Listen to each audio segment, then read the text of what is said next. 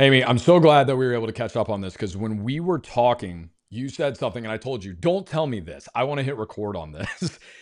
You said that entrepreneurship saved your life. It didn't change your life because we know in the entrepreneurship world or business leaders, anything like that, it'll change it for sure. But how did entrepreneurship save your life? Yeah, it's been a journey over the last 5 years. And, the reason why I became an entrepreneur was I thought at the time, hindsight's always 2020, but at the time I thought I was burned out from corporate America. And over the 5 years, I just really dove into personal development work, leadership work, because entrepreneurship really puts you in a place of refinement, right? It's kind of like you're in this refinery of all of your skills to be able to juggle 20 hats at a time, So especially as true. a solopreneur. So as I did that, it really exposed some things in my life and toxic relationships in my life that were really impacting my health, and I didn't even know it because it was with some folks that were really nearest and dearest to me at the time.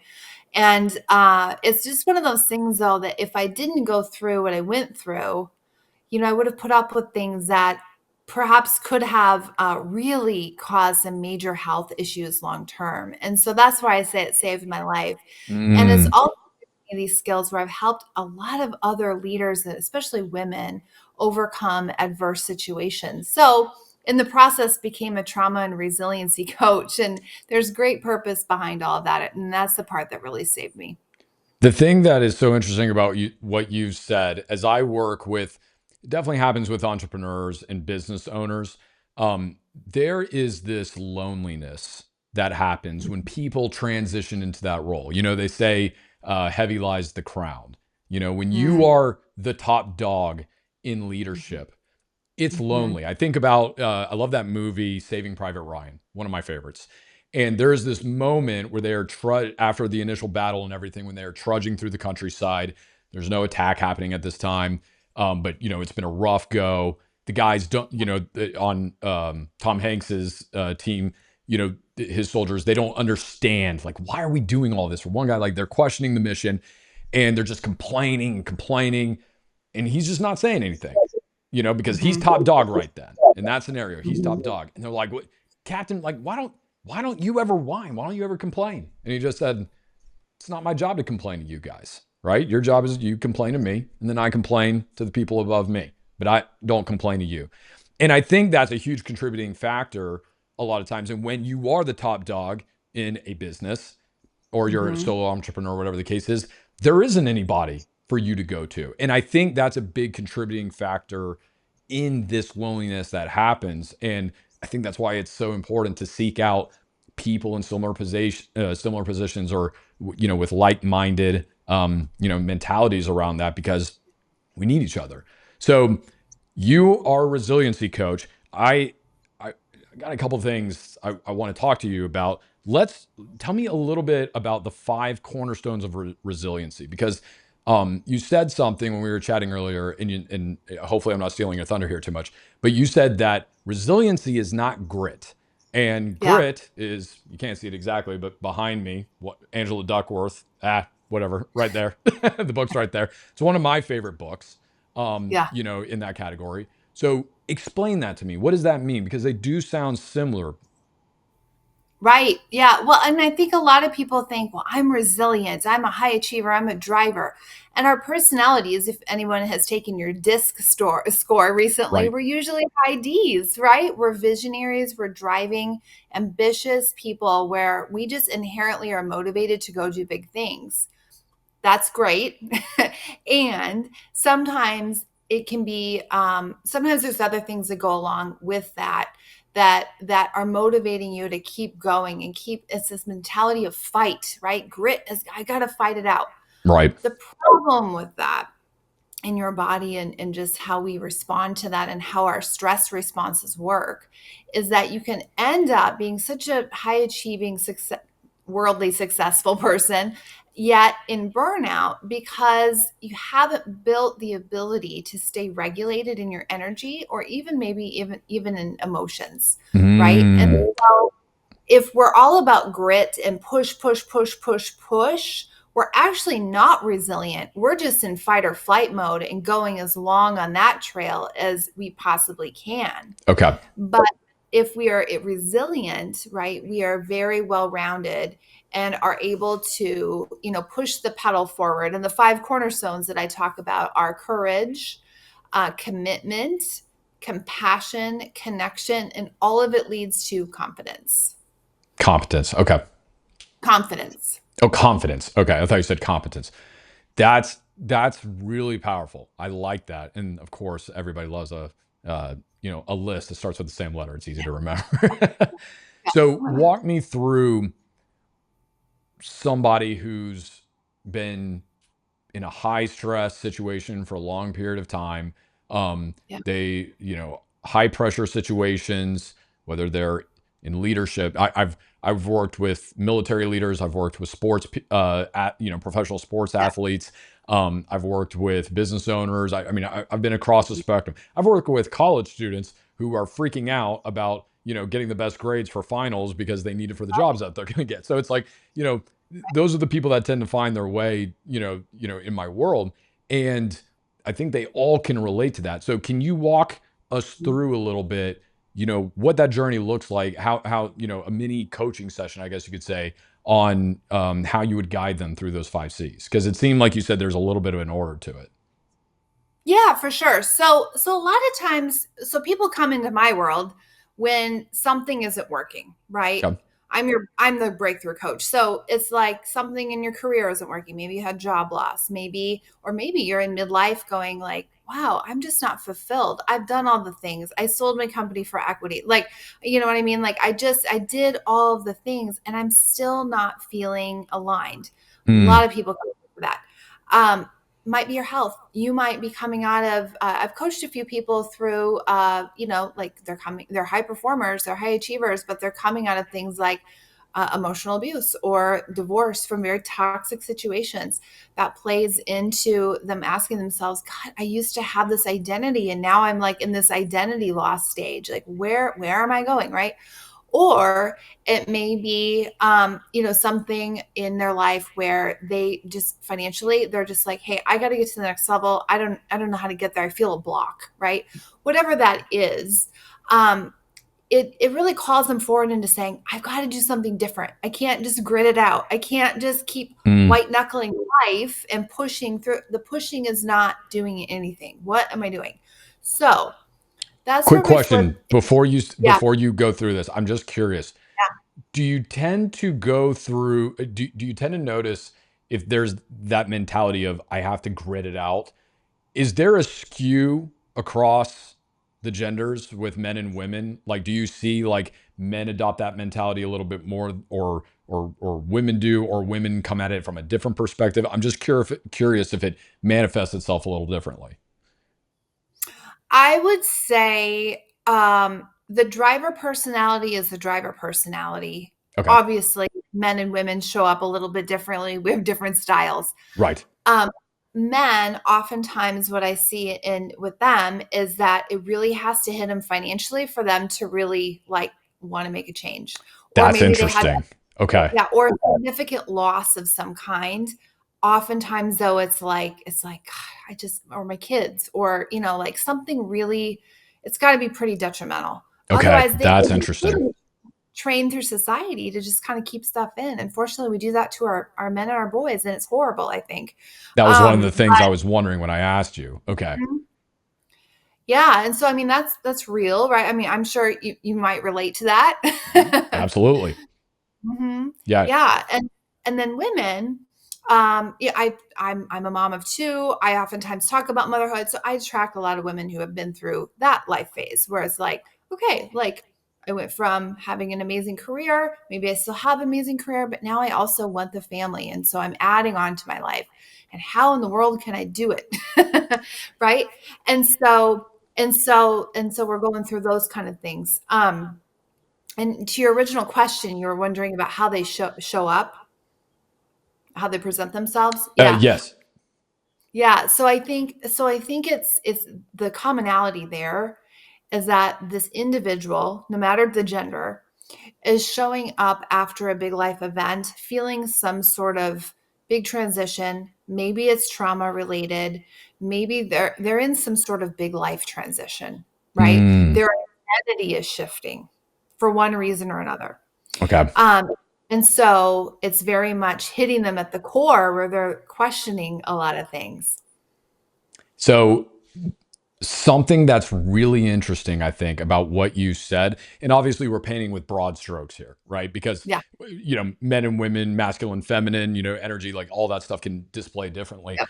But the thing that's most interesting, I think, about what you said across the differences is even though they're kind of arriving at the same point, they're taking different roads to get there. Mhm. The things that you were saying are most common to me are the most common lies that society has pointed that gender towards. For Yeah. men, it's you're only as good as what you can provide. So the Yeah. fact that you're like, they're mostly coming to me when they're taking like a really bad financial hit, that is what we Mhm. are told. Men are from a young age. It's like I'll never forget this. I was at one of my best friend's weddings, and I was talking to his grandma. She's hilarious, but she said something, and she was talking about one of the cousins of the bride and her boyfriend that she brought. Yeah. She's like, man, that boy is like a broke. She was like, that man is like a broke hand. Can't do nothing with it. And she was basically just saying like he's a bum, like she needs to get rid of him because he doesn't make money. And I didn't Right. know the guy from anything, but that was how she in that moment was characterizing his value was through what do you earn. Now granted, there is definitely an important part of that, and I think there's an element to being a man and a provider that is a huge part of our identity, but to take that as such a huge part of our self-worth is just a Yeah. lie from society. And then It on the is. women's side, I think it's interesting that you said that for women, a lot of it is like, man, I've been working on my career and I've been doing this and I've been doing that, but man, now I really want to start a family. And I think Yeah. that, and for all the feminists out there coming at me, please hear me. My wife works. I have no problem with women in the workforce. I think it's great. I think the problem is that we have said that your work is more important than your family.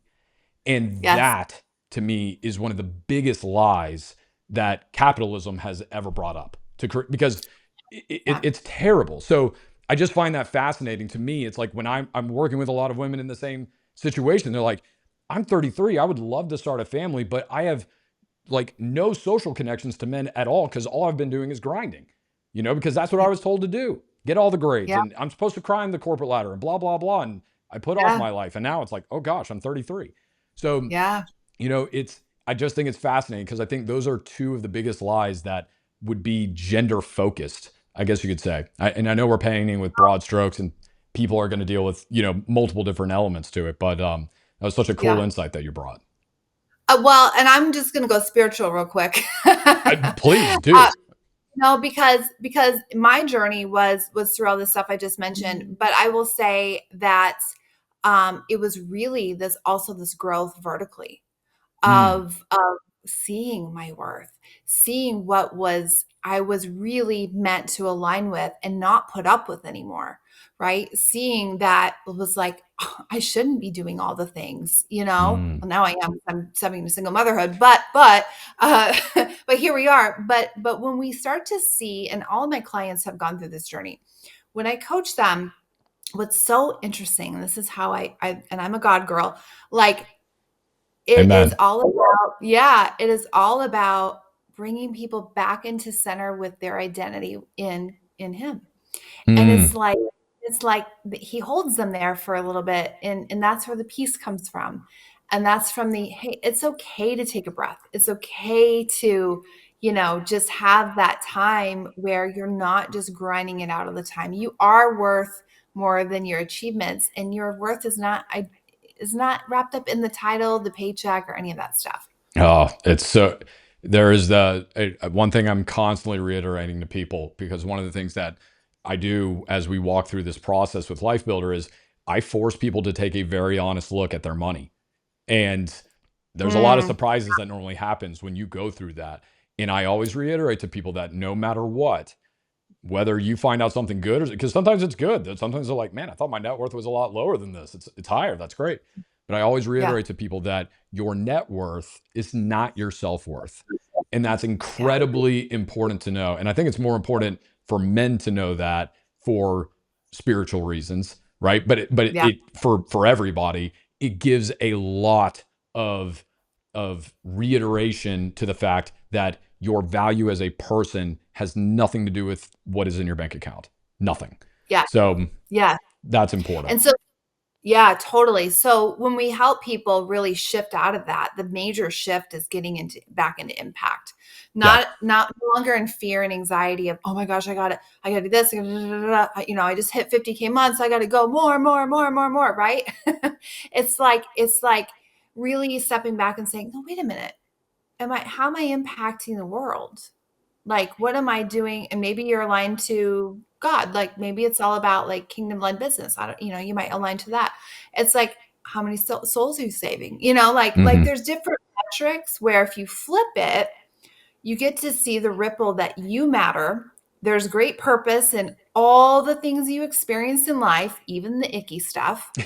Yep. And you flip it into, okay, there was purpose. Now let me go take it out into the world, take my learning, take my wisdom, and then multiply, You know, and when people do that, it's like it blows the roof off their whole lives in a good way.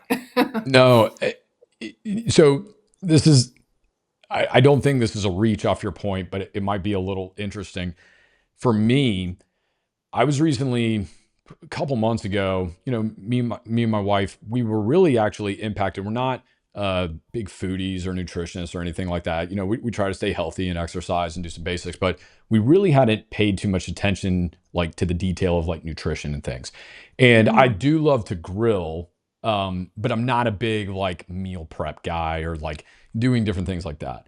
And mhm, a, a couple months ago, I had a mindset shift because realized I was really looking at, and I believe this is a very specific to America because there's a lot of cultures in the world around, that don't deal with this. And we are obviously yeah, going through a little bit of a health revival, I think, in America, yeah, and really taking an honest look at like, why are we so sick? Why are we yeah, so unhealthy? Like we're not all eating McDonald's 3 times a day. So what is it? And, for me, part of it I thought was age.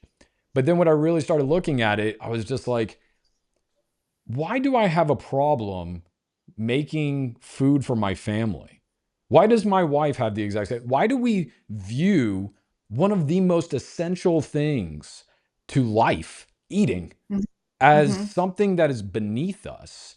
And oh, we mm, should just outsource that to wherever we're doing takeout tonight yeah, on a very regular basis. And like I said, I hope this is something I took from it. I hope I'm not straying off your point too much, but that was really a convicting thing. And then I heard this quote from somebody that said the biggest lie that was sold to America about their health was the fact that creating was that being in the kitchen was like a lower level task kind of thing. oh, And mhm, I think I partially took that on and was like, my time is better off in my business. My time is better off, creating impact. My time is better off, doing other things than yeah, food. And yeah, that's been a big mindset shift for me on some of those things. And I go, where does the basis of health come from? One of the most important types of wealth.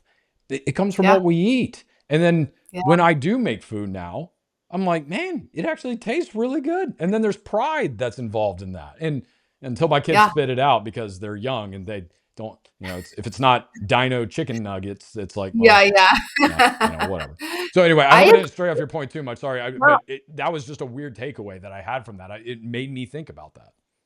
well, and how many masterminds have all told, we've all been in them. We've all been in them that have said, get this, outsource this, don't do this, da, da, da, da. But I'll tell And I'm you, guilty. here's, yeah, well, yeah, we've all done it. I've done it, but I would say in the last 6 months, I've had a huge life change. Coming from, I'm stepping into single motherhood. I've got 2 kids. They're living with me right now. And so we've had to cook. Like, it's like, Mm, okay, guys, like we're not going out to eat like we used to do it all the time. I was notorious for hitting the easy button on and going to nice places, like easy button a lot, you know? And I Easy look at button a that, lot. what, yeah, what are we doing spending all this money on this? This is ridiculous. We get And to learn food's how to gotten cook. very expensive since the Yes. pandemic. Yeah. Yes, it's gotten, we live in Arizona, stuff is not cheap here anymore. And so and so it was just like that forced me to look at that, but then also my own health of recovering from a lot of stuff. And I'm like, okay, dear self, what if this was a both and situation? So this is also the work of like slowing down to speed up. It's like Mm. you get to build relationship and community in the kitchen. Look at what people do in the rest of the world. That's what they do. They get around the table at dinner. They all cook together. Maybe they're out even like foraging for food and It's a very good and point. bringing that back home. Well, in the meaning in that process, you are unhooking, you are enjoying, you are being present, you are building connection. Very That's what true. we need. So it's okay to do those things and unplug. We don't have to be robots in this American society. Not everything needs to be an efficiency game. Yeah. Yeah. Now, that being said, I will say one of the greatest efficiency hacks I have that I think everybody should do is grocery Yeah. delivery. That is, I tell people that all the time. I'm like, that's a no brainer anymore. Even if you're paying a little bit more, for us, we're Yeah. actually saving money because grocery stores have brilliant marketers and you walk in, you get hit with the BOGO offers. And it's like, well, I wasn't going to get that, but I mean, it's BOGO. It'd be a crime not to, you know? Yeah. I wasn't For the planning on kids, frosted like, let me pretzels, get this, but let me get that. Yeah. yeah. So it's like when you have somebody shopping for you, they are only buying what's on the list. They are immune to all the marketing tactics. They're not picking up that unhealthy candy bar that you don't need. On the what do they call those things? There's a term for it. I forget. It's like flash objects or flash buys Oh, or something like that when it's yeah. right there at the checkout line. Yes. Um, anyway, but you get it. So that's Yeah. that's been a huge life hack for us is now I'll be like, okay, we are going to cook these meals, but so I don't Mhm. go buy food that I don't need or that's not as healthy. I'm Right. just going to release myself from that temptation and I'll just pay somebody to do it. And that does save time too. So I will say that Yeah. I am for outsourcing, but Yeah. yeah, it's been interesting how much I've started to really notice a difference of just that coming together. Hey, it's dinner time. Yeah. You're making, I mean, my kids, I mean, I'm not going to lie. Uh, we'll see what dinner's like tonight because their taste buds change all the time. So knock on wood here. But Yes. they like broccoli. Good. That's a Broccoli huge trees. win for 8 and 5 year olds. Yeah. So, and I think there's something to it to where we've found a way that they like it. You put a little, we found a couple different ways to make it and they're good with it. So it's like, that's the other part of the fun is like, Yeah. okay, they didn't like it this way. Maybe they'll like it this way. And, kind of going with that. So, Yeah. so going back to, I know we took a little detour there. I do want to get back to the 5 C's that you were saying of resilience. Walk me through again. You were saying there's a little bit of an order to them. Can you walk me around what that order looks like again, and the Yeah. purpose behind it? Because it all leading to confidence, I think, is really Yeah. really curious. Well, first, when we're feeling stuck, right? We're in that fear and anxiety mode. We got to flip out of that. And really, the only way you can flip out of that is courage. And that's the Okay. first cornerstone. So, taking a courageous action, making a courageous decision. When you're on that line of procrastination and you're frozen and stuck and like, oh, why am I ruminating in this thing? And it's like, well, because you're having an emotion called fear. But here's the interesting thing. And I tell people this on my keynotes all the time. Emotions are only experienced by your body for 90 seconds. So what are you doing with all the other time? It's like that's choice, right? A choice Mm, of something. Now trust me, I had emotions during my season of divorce that lasted probably 9 months or more and still hit me. But you have to remember that's the meaning that you're putting towards things. okay. That's the other processing, but physically you're only experiencing them for 90 seconds. So when you're feeling fear, just realize that, change your shift, your visual field, get out of the room that you're in or whatever you're doing, and then go ask yourself, what is a courageous action or choice in this moment? And then go do that. That's the first step. Okay. Um, it Real may quick, sound I very want to highlight something you said. hard. One thing I love that you said that I don't want people to miss is that when you are experiencing that emotion, change your environment.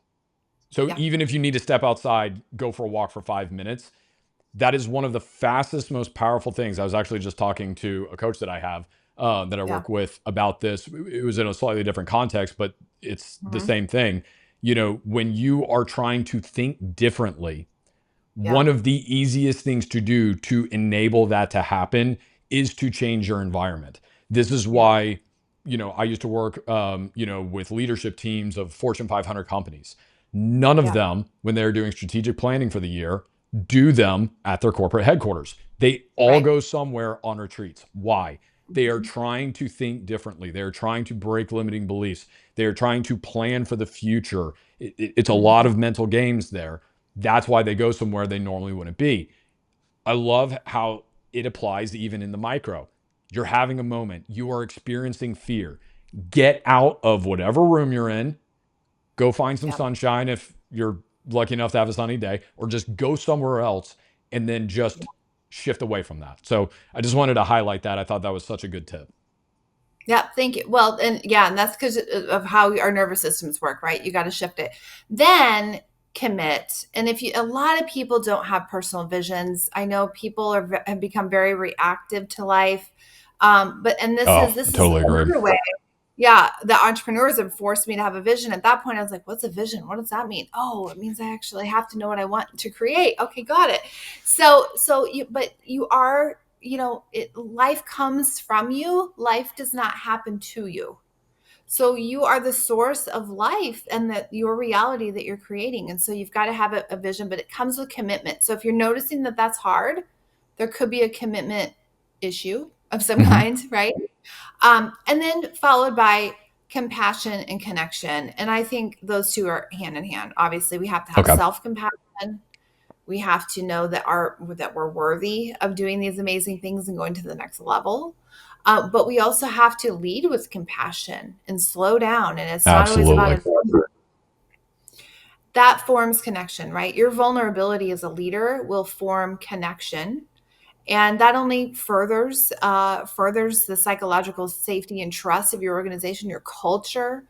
This also includes your family if Mm, you're a pet, yeah, if you're a parent. very true. Very true. And then that all builds confidence. And so when we're confident leaders, that's what we're really exuding, is that ability to be committed to our vision, have the courage to do what it takes to make it happen, and be compassionate enough along the way to create those connections that we're going to that will bring us forward. I love that. I think that flows so nicely together, and to understand that, I mean, like once you reach that final part of confidence, you know, Mhm. what does that ultimately enable you to do? Well, hopefully it spurs you into action Yeah. something Right. positive for what you're trying to do. But Mhm. as you were just going through that, I'm just sitting here and I'm processing like moments in my life where I, unconsciously was essentially going through those 5 C's, what you talked about. Mhm. And, I also thought about Star Wars a little bit. Fear leads to anger. Anger leads to hate. Hate leads to. It flowed really well like that. I had some Yoda in my voice when you were saying it. Sorry, I'm a big geek, but but it was but it's like, yeah, it's like that's great. Those are the 5 C's of resilience. It's like, what is the point Yes. of resilience? Well, when you think Mm, about, if we think about like a fighter, okay, well, what's the point of resiliency? It's to get back up and fight back. It's to get back up yeah. and make a move. It's to get back up and take action, Yep. when we are getting beat down. Like, so I think it's such a nice mental framework to, for those listening, if you can, write those down, remember those, if you're struggling with fear and anxiety or depression on a regular basis, to just, Mhm. have them on a note in your phone. Just be like, okay, where am I at right now? Okay, I'm feeling a little anxious, feeling a little afraid. What I'm a big fan of fear naming. Say it out loud. I always think Yeah. the fear is bigger when it's that invisible voice inside of our head, and then when you Yeah. say it out loud and you give it a name, it's like, I Mhm. am afraid that I am going to fail today, and that I'm not going to make any money and be able to pay my bills. Okay, well, let's talk back Yep. to it, right? I think we should talk back to our fears and say, well, I've been an entrepreneur for 4 years now. I've Mhm. been able to pay the bills. I have had days like this before, and guess what? I'm still here. So Yeah. I'm doing it. I'm doing it, and this is a moment, and it too shall pass. And I'm going to zoom out and go, yeah, I'll figure it out because I've done it before, and then Yeah. continue through the cycle. So I think that's Yeah. great. All fear is coming from is your protector zone. So you're just trying to protect Yes, yourself from something that you went through in the past. And that's why we absolutely. do the inner work. Because when I help people really go backwards to those ages of 0 to 8, and we do a little bit of psychology stuff, right? It's like that inner child work. We start to realize, oh my gosh, that's where it's coming from. That's where it's Mm. coming from. My business and my relationship and how I am in the world with everyone. So the one way we do one thing is the one way we do absolutely everything. And so until we break those patterns, we will continue those things overall that just aren't serving us and holding us back. So Because it's a fear. really good. Sorry, I didn't mean to cut you off. That's okay. No, I love what you said there because it's like the thing we need to acknowledge is that fear is not Yeah. the enemy. Mhm. Inaction is the enemy. When fear drives you to an action, that's the enemy. But fear itself is just a tool. It's who we are. We would have major problems if we did not have fear. If I got Yeah. thrown into a cage with a bear and I was Mhm. like, yeah, I got this guy. You know, Yeah. there's a argument going around on the internet right now of 100 men versus one gorilla, right? And everybody's like, look, could 100 men take down a Yeah. gorilla? Like no weapons or whatever. It's like you've only got bodies to use, and it's hilarious to see like the arguments to it back and forth. But everybody pretty much agrees on one thing: whoever that first wave of men is going after that gorilla, they're cooked. They're done. Yeah. And it's Yeah. like, well, if I'm in that situation and I'm in the first wave of guys that's attacking that gorilla, and I'm like, oh no, guys, don't worry, I got it. They're gonna look at me like something's wrong because something is wrong because I am Mhm. going to die. Right. So fear is not the problem in your life. Inaction is. Fear is there for all the reasons you said. It's letting you know that, hey, there is something you need to be aware of here. And that's not a bad thing. So we shouldn't be afraid of that. But Yeah. it's when we shut down our I'm not going to do any more work today. I just can't for whatever reason. I'm turning it off. Yeah. It's when Yeah. we are afraid of being rejected by our spouse and it's like, I was going to talk to her tonight about that. I was thinking about saying I was sorry, but I'm scared she's going to react in a way I really don't want, and I'm just not going to. And hopefully, it'll die down. It's like those are the little deaths that fear, drives to a really negative outcome in the long term. So, um, Right. I think that's super important. Yeah, and for any of you listening going like, "Hey, I'm having a hard time, I get all this stuff. I've heard the mindset stuff forever, but it's not working for me." There's a reason why, because it's not mindset. It's not mindset. There's so many people out there preaching mindset as the forefront. That's not true. When you are in a trauma response, you have to know how the body is actually flooding your system with Mm, adrenaline, cortisol, and stress hormones. That is a real thing. And I just want to validate any of you out there that are dealing with things like anxiety, or maybe you're coming out of a toxic relationship and things are popping in and your system's going like, no way, no way, no way, fear of judgment, fear of whatever. such a good It call. is it is fear, but you can't mentally in those moments take yourself to the next level until you calm your body. So, this is why I always start people with learning how to breathe Okay, and really breathe from the diaphragm and do things like somatic movement. It might be breathing, it might be tracing your hand, it's reconnecting with your body as a explain somatic movement for dumb people like myself. that's okay. Somatic movement is either breathing, like the box breathing. Navy SEALs have been doing Okay, it for years, four, right? four, four. Yep. 4 4 4. Yep, that kind of stuff. The reason why that stuff works is because it takes you out of logic. We're all pretty intellectual people, I think, that listen to your show. But we can get caught in here, right? And so we got to get Absolutely. back here into your body. And it just means you got to get the nervous system to really get out of sympathetic nervous system, which is that fight or flight, into the Yep. rest and digest, the parasympathetic, so that your body can be like, oh, wait, we can actually relax. Like, it's like What when was you the go to hand thing? What did you do there? the hand in space. It's called a hand in space. Take your Okay. hand. Now look at your hand. We can do this one together. Look at your hand. Now look at the area around your hand. Okay. Just look at the area around. Focus in on your hand as the object. And then start to breathe from your diaphragm. We'll just do the 4-4-4 breathing. Okay. So 4 counts in, holds, and 4 counts out. Holds. We're going to breathe one more time, then we'll trace our hand. 4 counts in, hold, and 4 counts out. Hold. Now, this third one, I want you to trace your hand while you're breathing. Okay. So 4 counts in. You can go as fast or as slow as you want. Just stay present to the feeling and blow out. 4 counts in. Hold, and 4 counts out.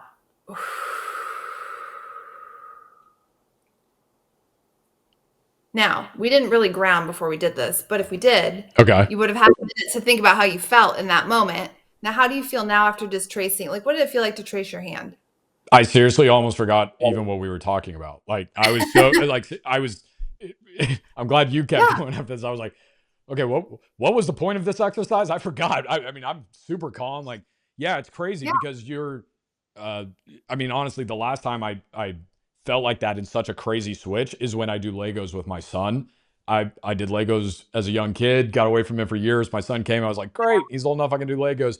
And then I started yeah, doing it with him and I'm like, man, like this is like a mental massage because I cannot focus on anything else in my life. I'm just absorbed in the moment. And it was such an unusual thing, even though it was simple. I, yeah, I spaced out for a second. That was great.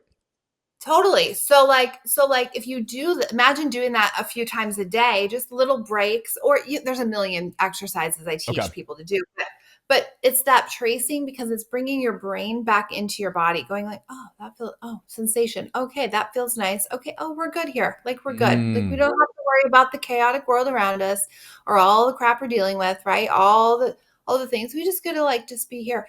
But you're giving your body a minute to rest. yeah. And that's the problem in our society, in our world.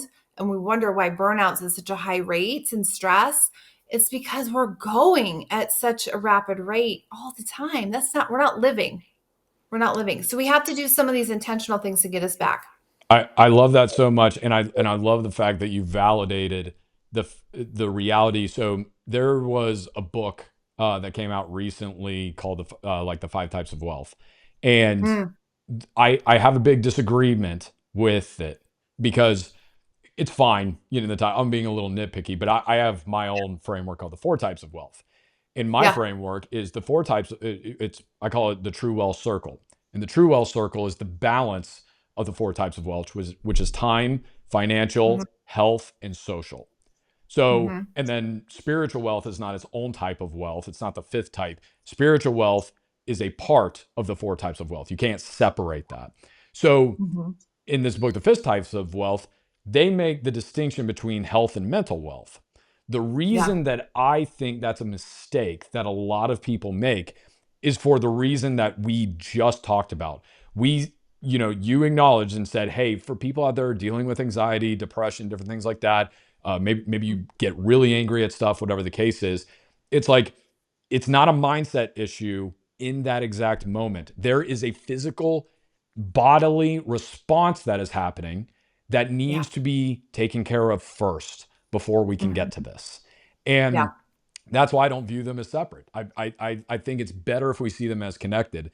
And the thing that Hmm. I think that a lot of people need to hear is that when your body is reacting to whether it's a trauma, some type of traumatic response, whether it's whatever the thing is that just caused you to, get into that fight or flight or freeze response, to know Right. that you are still in control.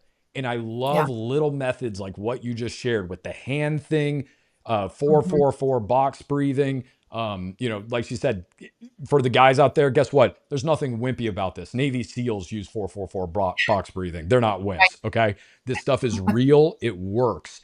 And one of my favorites is 4-7-8 breathing. Yeah. And it's the same thing for people wondering as the 4-4-4. You do, you breathe in through your nose, um, breathe in through your nose for 4 seconds. You hold for Mhm. 7, and then you breathe out for 8. And Yeah. for those wondering, why is it 8? Why isn't it 4-7-7? It's literally just so you have to count, and you can't get in a rhythm, and that extra second is just to throw you off a little bit. So mentally, you have to be counting, and then mentally, your energy is going to that, and you're not thinking about anything else. You're distracted. Mhm. So Mhm. I really want to acknowledge that, and I want to take that into this last part that I really wanted to talk to you about, which was rest. Mhm. And I feel that yes, entrepreneurs, business leaders, like high performers, different things like that, when you are grinding and when you are and you are somebody, I mean, my wife would qualify as this kind of a person. She's a physician assistant. So, I mean, if you are a high performer at anything that you do, Yeah. you know what it is to grind, you know what it is to work hard, you know what it is to just go, go, go. And I Mhm. think sometimes the reason we have such a hard time resting is because it feels like laziness. Whether that's Yeah. something we tell ourselves or whether that's something that society has kind of implanted in us or a combination. Mhm. But Mhm. it's a lie. Rest makes you more efficient. I have Yeah. experienced burnout in my own life, and I can tell you from personal experience, and the data will show this in all the studies. When you don't even have to be totally burnt out. When you are just tired and exhausted and you don't have proper rest, you are anywhere from 35 to 70% less efficient. So if we split the Yeah. difference and just called it 50, that means you can work 8 hours, but if you were properly rested, you'd get the same done in 4. Yep. So it has a tremendous impact. So talk just a little bit about rest and in how that applies to this resiliency training that you work with people on.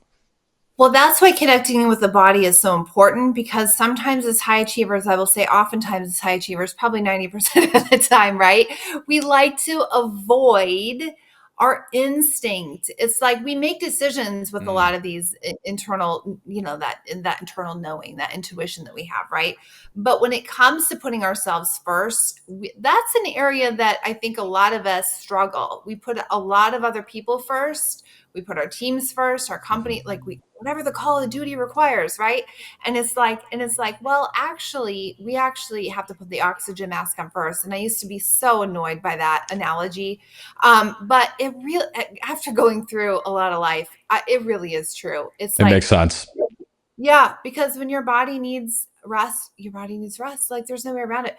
It's like then go take the nap. In fact, I'll just share. This morning, I lay down for 30 minutes after I got home from my daughter's 5th grade graduation. It's been an emotional season of my life, and my body was like, "Dude, you need a break." And I'm like, "At 9:30? I just like what? I really struggled with it, you know?" And I was like, "No, wait a minute. I'm going to honor the fact that you need rest because Mm. I know go further and faster this afternoon and into the evening. So like just take the damn break. Oh, I love it. I So it's letting go. It's letting go of all of that conditioning. Yeah, I have been on a very interesting health journey for the past month. I got the sickest that I have probably ever been in my life. A lot Mhm. of gastric issues and, getting a colonoscopy to make sure it's not like some autoimmune disease or anything like that. But, 2025 has been very stressful. We have had some health issues with our parents, me and my wife, and it has, put a lot of stress on our family because they live close by. We want to help and take care of them, but then we got kids, and I have a business, and then I'm about to start a second business, and all of this. My wife was changing jobs. All this was happening at the same time, and I made some really poor choices with too much caffeine. Diet started to slip, exercise started to slip, sleep was really lacking because I became the primary caretaker for the kids for Yeah. an extended period of time. During all this because my wife she was needed elsewhere, and Mhm. I burnt out because I was like, this is a weird situation. It's not like I can, normally it's like, hey, cut something out. What do I cut out? Feeding the kids? Yeah, sure, guys. I know you're 5. Figure it out. you know. So Yeah. it's been an interesting season, but it was one of Mhm. those things, and I'm I got to be careful. I don't want to make excuses and be like, there's nothing I could have done. I could have done a lot of things better. Trust me. I had a lot of time in bed, 2 weeks specifically, not being able to move unless I was, Oh, needing to make it to the bathroom to think about this. And it was very much a blessing in a lot of ways because, again, 2025 has been a very interesting year about nutrition for us. And yeah. just taking it more seriously. Yeah. So that was something that, as I was laying there forcing myself to rest, I had a very interesting aha moment that seemed very obvious. Mhm. It's like, well, Stephen, you're sitting here saying there's nothing you could have done differently. But then, it's like, well, could you have cut back on work? I don't know, 80% to slowly, or I'm sorry, 20% and just gone 80% at it? Did you have to work till 1 o'clock in the morning or could you have gone to bed at 11? Okay. Yeah. And maybe if you would have done that, you wouldn't have lost a month of your life because now you really are behind in some ways. And it's like, Mhm. so it's all trade offs. And I know Yeah. that that's a very extreme example. Not everybody's going to be down for a month. At least I hope you aren't. Yeah. But we still deal with that in micro, situations. And it's like, you know what? If you just took Sunday off, that's something Yeah. that we used to be really good at. Past couple weeks, not so Yeah. much, but we're getting back to it. Sunday we take a Sabbath. I read a book. Um, to hell. No. That was another one. There's two. To hell with the hurry was one, and then the ruthless elimination of hurry. Both of those are Mm, fantastic books. yeah. But it just talks about what hurry is doing to us and Yeah. the expectations that we set on ourselves that create that. And I just think that, man, rest. It's just it's so important. It's so important. It What is. are some of the It is. big tips that you have for people who struggle with rest? Well, and finding what your circadian rhythm is. So knowing what your natural flow is, right? Many of us went to college, then we went to corporate life, and that's like a 9 to 5 thing or whatever it is these days, 8 to 6. I don't even know. I used to be in corporate sales, so it was around the clock. Yeah, Um, that's so right. like it's much like being an entrepreneur. Whenever the It can, Slack buzzed, that's when you were on. oh yeah, oh Slack. Slack's like a four-letter word, It's Yeah, like I know, right? Um, but if you are an entrepreneur, if you have the ability to control your schedule to some degree, you have some sort of freedom in your life, which I think Mm, even in your corporate America life, you do too. Like, but you got to lead it, right? right. Everybody can lead it. And so your circadian rhythm is simply this, your natural flow. Like, are you a morning person? If you're very early morning, there's like 4 types, and we won't go through all the types if we don't have time today, but if you're a very early morning person, you might actually thrive at like 3, 4 in the morning. I'm a Mm, 4 a.m. girl.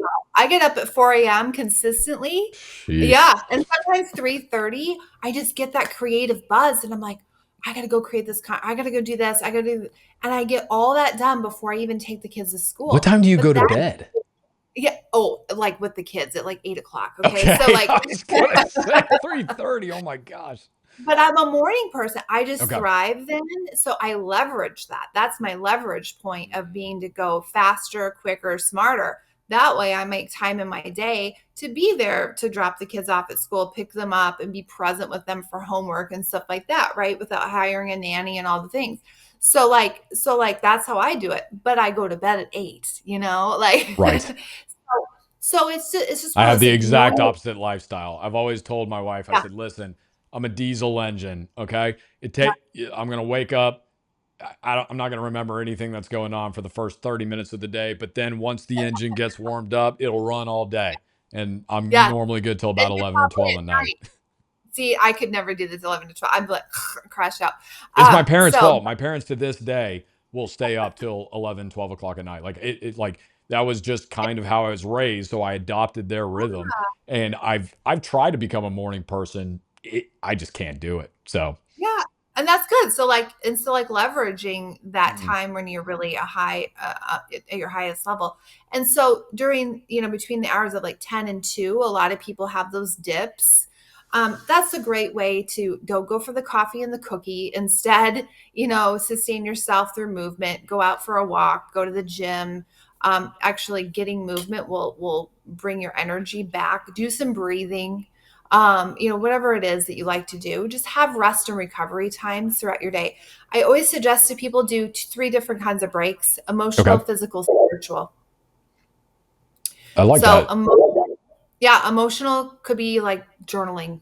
Some people aren't Mm. journalers, but when you actually put pen to paper and you're processing some deep stuff, there's just something about it that it allows you to release and let go. The more you can let go, the easier. And as high control people have a hard time letting go sometimes. It's the truth. You know? This was actually the first year. So I have a journal. It's not one that I did like daily. It's actually Yeah. like a legacy gift I plan on giving to my children when I'm Yeah. old and decrepit and, potentially gone someday. And it's more like when I have a big event or a really big life moment in lessons. So I've had that, but this is the first year that I actually started a daily prayer journal. And Mm, it has been fantastic. And I haven't got to it every day. I have no problem admitting I've failed at that goal, but I've got to it 3 to 5 times a week. And sometimes awesome. I write 2 lines, but just Mhm. something about taking 2 minutes, 5 minutes max to just Yeah. open this book, get a pen, think about it, and then write Mhm. it down. It has changed me spiritually, Yeah. and it's had a very powerful impact. So whether you're religious or not, it doesn't matter. Everybody talks about the power of journaling. Yeah. That's one I recommend. It's been amazing, and it's something I'm going to continue. Yeah, that's awesome. That's awesome. Yeah, so take that spiritual break, whether it's whatever Mm. you connect with, whatever your higher power is, whatever is outside of yourself, right? We live in a very self-driven society and Yes, world. So, and that's not if we're relying on self, that's our highest level. But it's the but truth. when we pull, God down or the universe or whatever you're aligning to, we really bring that power into our world to co-create. That's your best Mm. business partner right there. So spend some time with them. Yeah, that's something Yeah. I call the God slot. So when I talk to people Hmm. about it, I'm like, listen, what what do you put your trust in? Do you put your trust in money? Do you put your trust in you? Do you put it in the government? Do you put it in Jesus? Do you put it in Yeah. Muhammad? Like that's the Yeah. God slot. And Yeah. it's not always a fixed thing. It can change. Like Hmm. even as a Christian, I can say that I trust Jesus, but one of the challenges that I have been going through this year is we have just had so many crazy financial things happen. I mean, while I was sick, the first, I'm not bringing in new business. And then Yeah. what happens that first week of me being sick? The kids get lice. Never had lice before. They get lice within 5 days of me getting sick, and then we get a call from the vet. Your dog has cancer. She's going to die in 2 months unless you drop thousands of dollars on this treatment. It's like, what is Yeah. going on, right? So it's Yeah. like very quickly that, along with a lot of other things that had happened, it's my the question I've been facing all year is, do I trust God or do I trust my bank account? And it's Ooh, been that's a good. very spiritual challenge for me because again, what we put in the God slot is ultimately where we place our trust. So do I Yeah. trust money or do I trust the creator of the universe? It feels like an obvious answer, but we're human and it's not. So Yeah. for people, I think it's a weird thing to say, but I think for some people, they put the government in their God slot. We see these people because they fall apart when their candidate doesn't get chosen. And it's like, Yeah. listen, it's okay to be like, man, I don't like the direction this country's going in. The wrong person Yeah. got elected, in whatever position, whatever. It's fine to feel that way. But if you are Yeah. shaken personally and you feel that the Yeah. world is just crashing around you, it's like, guess what's probably in your God slot? A politician. Do you think that's a good choice? It could be a parent. You Hmm. could rely too much on a parent. And it's amazing the things you find, but it's like ultimately that's what goes in the God slot is what we place our ultimate trust in. And there's really not a lot of things, I would argue, just one that is worthy of that because everything else is going to fail us at some point in time. So, Oh, 100%, 100%. Yeah, I think that is the coolest, just life experience when you go through that journey. You go through the hard stuff, but again, mm, it's always purpose filled. I will right. tell you when I moved my kids out of my $1 million plus home that we're currently selling here in Arizona to my little bachelorette pad here. It's and we made it really cute and it's adorable and we love it and we're happy. That's good. But it was an enormous amount of courage to do that 4 Hmm. months ago. Yeah. As an entrepreneur, I didn't know. I was like, oh, should I go back to corporate sales? Should I do this? All the things came in, right? Like your mind goes there. But there is such peace to all the decisions. And that is the supernatural thing that I can do. My testimony is that he will always wrap you in peace when you are following and being trust filled Mm, and leading with that. And he will take you into places that you never thought possible, but very you true. do it not on your own terms and not strong willing it and gritting it out. That's why grit is like, so yeah, that's kind of, I don't know. We could spend a lot of time on that Oh, subject, but I think it's so hard to do these podcasts. I tell people all the time, one of these days when I have all the time in the world, I'm going to go Joe Rogan style with people. It's going to be 3 to 5 hours, and we're going to have some drinks and stuff around, so yeah, our throats don't get dry. We're just going to just yeah, go as long as we want because I so many more yeah. things we could do. Thank you so much for coming on and sharing this. Where can people find you? Website, social media handles, and for she's going to share it, but for everybody listening, they will be in the show notes, so you can check out the links there. Yeah, for sure. So my website, probably the easiest place to go, or LinkedIn. I'm very active on.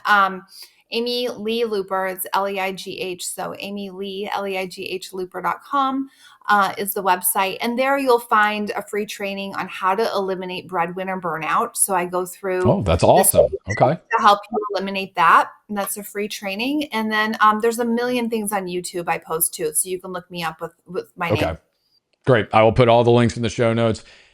If you are somebody listening to this and you're getting close to burnout, or you're just tired, and maybe your life, by the way, is going actually really good.